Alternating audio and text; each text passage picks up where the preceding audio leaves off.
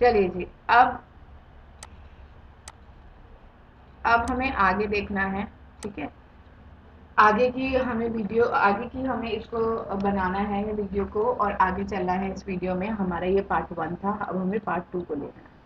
Which of the following is different from the others. देखिए बहुत आसान है, इसको थोड़ा सा ना ध्यान देने की जरूरत है और कुछ नहीं। मैं 2 पे आपको ध्यान देके बता रही हूँ, आगे मैं उसी में वैसे ही करूंगी क्योंकि वरना आपकी स्पीड नहीं बनेगी। देखिए ABCD, यहाँ पे मिस हुआ EFG।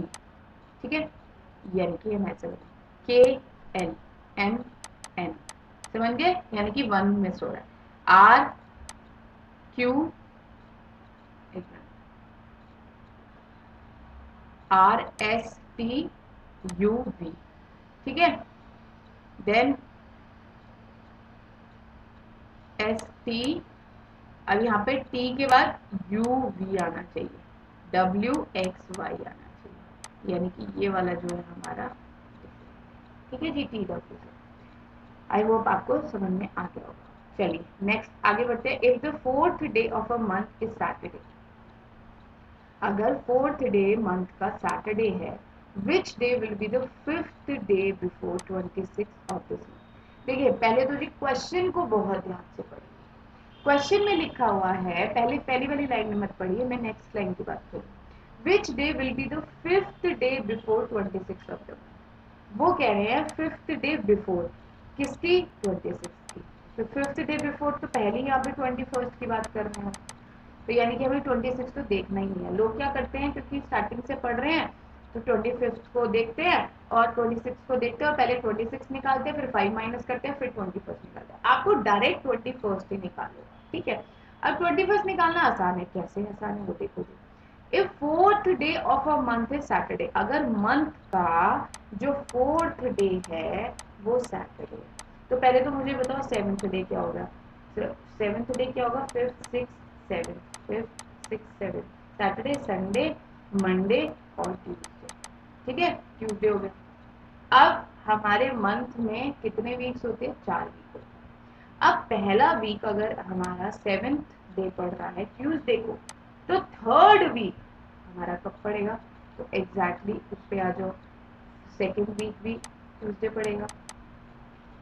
ठीक है, यानी कि 14th ट्यूसडे पड़ेगा। 21st क्या पड़ेगा, सेम पड़ेगा ट्यूसडे। और हमें 21st निकालना है, तो आंसर क्या होगा इसका, आई एम श्योर आपको इससे इजी ट्रिक कोई नहीं बता सकता। चलिए, complete the sequence with the correct option from the following codes. बहुत ही आसान क्वेश्चन है जी, मंडे ट्यूसडे वेडनेसडे थर्सडे। पता है इतने आसान क्वेश्चन जब पेपर में आते हैं ना, तो ऐसा लगता है, डाउट होता है अपने ऊपर, यानी मैं गलत तो नहीं कर रही कहीं, इसका आंसर ये तो नहीं। इतना आसान क्वेश्चन कैसे आ गया पेपर में, डाउट होता है अपने ऊपर। मेरे को तो ऐसा लगता है यार ये ना कुछ गड़बड़ है, इसमें मेरा आंसर सही नहीं है, वो आप डाउट में ही चले जाते हो, कुछ कुछ गलत कर बैठते हो। तो जी बिल्कुल सही कह रहे हैं आप, मंडे ट्यूसडे वेडनेसडे थर्सडे, और ये हो गया फ्राइडे सैटरडे संडे, तो आंसर इज दिस। ठीक है जी, चलिए okay. Two Americans are going, one is father of the son of the other, what is the relationship between the two।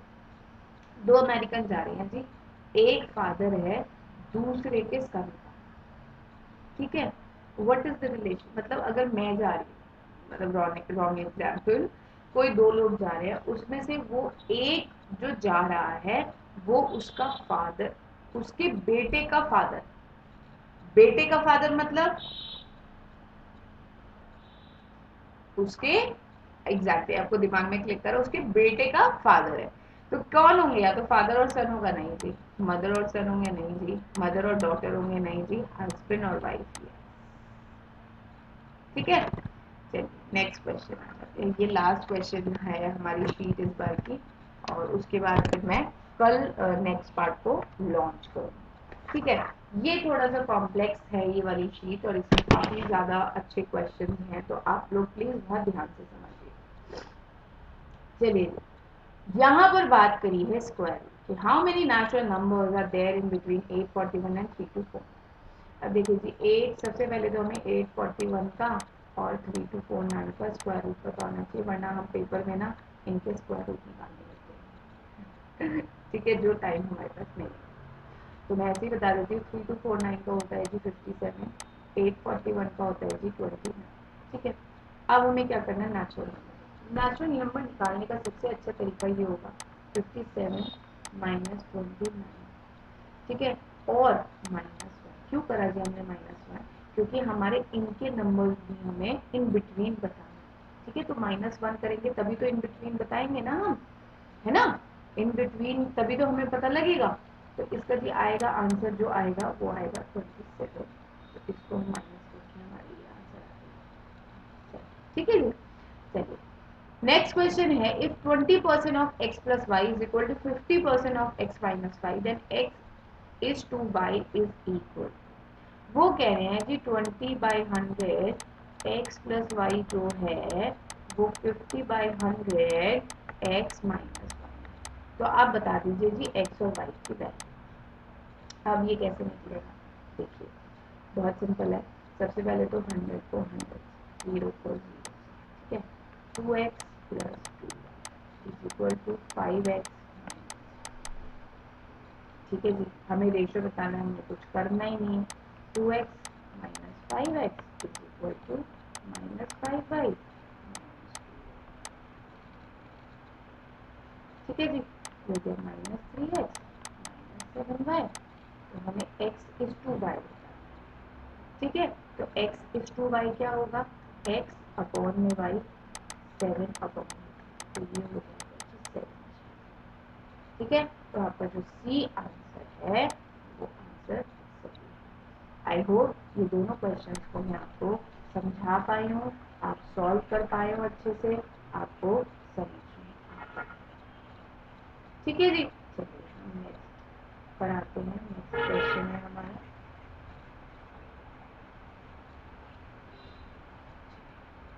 ये नेक्स्ट क्वेश्चन हमारा बात करता है कंपाउंड इंटरेस्ट के बारे में। If compound interest on a sum for 2 years at 12 is to 1 by 2% per annum is 340, then the simple interest on the same sum at the same rate for the same period of time क्या होगा। ठीक है, ये question देखिए, ये question basically it is talking about simply कि compound interest हमें बताया हुआ है, हमारे पास रेट भी दिया हुआ है, हमारे पास परसेंट भी दिया हुआ है, हमारे पास टाइम भी दिया हुआ है, हमें उसका सिंपल इंटरेस्ट बताना है। सब कुछ सेम है, बट हमें उसका सिर्फ और सिर्फ सिंपल इंटरेस्ट बताना है। ठीक है, तो ये क्वेश्चन मैं आपको दे रही हूँ, मैं यहाँ पर इनके फॉर्मूलाज लिख रही हूँ। P into R into T for 100, C I compound interest P 1 plus R for 100 T. ठीक है जी, ये यूज करके आप थोड़ा सा अपना दिमाग लगाइए और मुझे इसको सॉल्व करके बताइए कि ये कैसे होता है। बहुत सिंपल है, आपको बस फॉर्मूला लगाना है और उसका आंसर आ जाएगा। ठीक है, चलिए, the area of the given circle is 36 pi, it has been divided into 6 equal parts, the length of the arc P Q. ये हमें निकालनी है लेंथ ऑफ द आर्क। ठीक है, तो देखिए जी सर्कमफ्रेंस क्या होता है हमारा। सबसे पहले लेते हैं area of circle. Area of circle क्या होता है, पाई आर स्क्वायर। ये कितना दिया हुआ है, 36 पाई दिया हुआ है। आर इज इक्वल टू 6 आ गया। ठीक है जी, आर हमारा 6 हो गया। आर हमारा 6 हो गया, उसके लिए हम क्या निकाल लेंगे, सर्कमफ्रेंस। जब हम पूरे का सर्कमफ्रेंस निकालेंगे तभी तो इतने का निकालेंगे। सर्कमफ्रेंस क्या होता है हमारा, 2 पाई आर। क्वेश्चन को समझने की कोशिश करिए, 2 पाई इंटू 6, 12 पाई हो गया। अब जब मेरा पूरा एक सर्कल जो है, मेरे को बैटरी लगानी पड़ेगी। जब मेरा पूरा एक सर्कल जो है वो 12 पाई है, ठीक है, कोई एक चीज पूरी मेरी 12 पाई है और उसका मुझसे इतना पार्ट पूछा है, तो वो मैं कैसे निकालूंगी, उसको मैं 6 इक्वल पार्ट्स में डिवाइड कर दूंगी, यानी कि मैं इसको 6 से डिवाइड कर दूंगी, जो क्या होगा मेरा 2 पाई। तो मेरा आंसर क्या है। ठीक है, समझ में आ गया सबको, आई होप बहुत इजी था, कोई प्रॉब्लम नहीं थी। चलिए जी, आज का लास्ट क्वेश्चन देख लेते हैं हम अपना। A right angle triangle having hypotenuse 25 centimetre and sides in the ratio 3:4 is made to revolve about the hypotenuse, the volume of the double cone so performed. अब इसको कैसे करेंगे? सबसे पहले तो हमें अपनी साइड्स चाहिए, जो कि इन्होंने रेशियो हमें दिया हुआ है 3x एंड 4x. बहुत ध्यान से दीजिएगा, इसका हर एक स्टेप बहुत इंपॉर्टेंट है. ठीक है जी. तो अब 3x और 4x आ गया. ठीक है जी. और इन्होंने हमारा वो क्या दिया हुआ है, हाइपोटेन्यूज क्या दिया हुआ है, राइट एंगल ट्राइंगल का 25 दिया हुआ है. ठीक है. तो अब जब इन्होंने हाइपोटेन्यूज हमारा दिया हुआ है 25, तो हमें अपना पाइथागोरस थ्योरम अप्लाई करके हम अपना वो निकाल सकते हैं. क्या निकाल सकते हैं? साइड्स निकाल सकते हैं. तो साइड्स कैसे निकालेंगे? पाइथागोरस थ्योरम होती है हमारी h² is equal to p square plus b square. ये हो गया 25 square is equal to 3x square plus 4x square. ठीक है जी. ये हो गया हमारा 25 square is equal to 9x square plus 16 square, 16x square. ठीक है. ये हो गया हमारा 25 square is equal to 25x square. एक 25 इससे कट गया. x मेरा बचा 25 विच इज रूट. ठीक है. x आ गया मेरा 5. जब मेरा x 5 आ गया तो अब मुझे साइड्स निकालने में कोई प्रॉब्लम नहीं होगी. साइड्स मेरी क्या हो जाएगी? 3x थी. फर्स्ट साइड क्या हो जाएगी हमारी? 3 इंटू 5 15. सेकेंड साइड क्या हो जाएगी मेरी? 3 इंटू 4 12. सॉरी मैंने गलत किया. 4 इंटू 5 हो जाएगा 20. ठीक है जी. अब ये आ गया. अब मेरे पास जो मुझे चाहिए, मेरे पास वो सब कुछ है. ठीक है. अब मैं इसको थोड़ा सा ऊपर का पार्ट इरेज कर देती हूँ, जिससे मैं आपको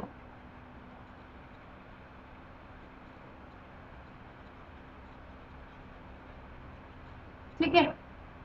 चलिए यहाँ से आप ऊपर देख लीजिएगा. तो अब मेरी हाइट ऑफ द कोन क्या होती है? कोन का अगर मैं फॉर्मूला लूँ तो हाइट ऑफ द कोन मुझे निकालनी पड़ेगी, और उसको निकालने के लिए मुझे 20 इंटू 15 अपॉन में 25, यानी कि मेरी दोनों साइड आएंगी b इंटू एच अपॉन में. तो ये मेरे हाइट ऑफ द कोन कैसे निकलेगी? देखिए 5 4 से 20, 5 5 से 25, 5 3 से 50. तो मेरी हाइट ऑफ द कोन क्या आ गई? 12. हमारे पास हाइट ऑफ द कोन आ गई. हाइट ऑफ द कोन के बाद मेरी रेडियस क्या होती है? 12/2 विच इज 6, सॉरी 25/2. तो अब मेरा कोन का वॉल्यूम ऑफ द कोन का फॉर्मूला क्या होता है? Volume of cone is equal to 1/3 pi R square. तो ये हो गया पाई, ये हो गया 25/2, और मेरा एक्स क्या निकला था? ठीक है जी.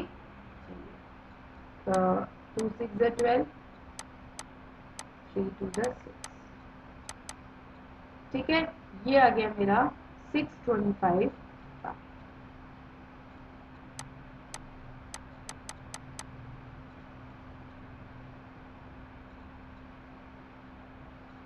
ठीक है. अब वो कह रहा है द वॉल्यूम ऑफ डबल कोन, यानी कि इसका डबल करेंगे, इसका डबल करेंगे तो इसको 2 से मल्टीप्लाई करेंगे, तो ये आ जाएगा 1250.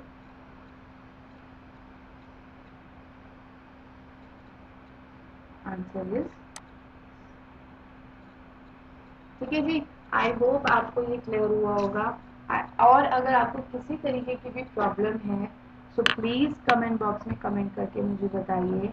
आई होप मैं आपके टाइम को वैल्यूबली ट्रीट कर रही हूँ, आपका टाइम वेस्ट नहीं हो रहा है, and you can actually benefit while you are watching my video. ठीक है जी.